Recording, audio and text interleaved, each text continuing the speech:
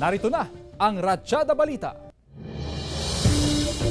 Maghapong brownout ang naranasan ng mga residente sa Cabanatuan City, Nueva Ecija at ilang parte ng Dalawigan kahapon June 20. Nagsimula ng alas 6 ng umaga ang power interruption, kaya ang mga residente kanya-kanyang diskarte para maibsan ang labis na init ng panahon. Bahagi raw ito ng regular electricity line maintenance ng local power distributor at ng NGCP at hindi dahil sa manual load dropping.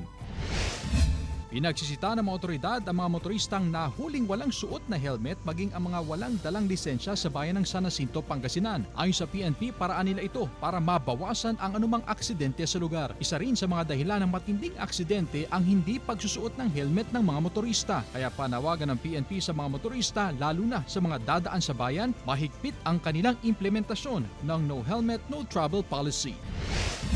Sa Lawag City, Ilocos Norte, binigyang pagkilala ang mga top taxpayer sa syudad. Sila ang mga individual o korporasyon na malaki ang naiambag sa kaban ng bayan sa pamamagitan ng pagbabayad ng tamang buwis. Binigyan sila ng pagkilala bilang pasasalamat at para maging huwaran sa iba pang Pilipino sa kanilang obligasyon sa gobyerno.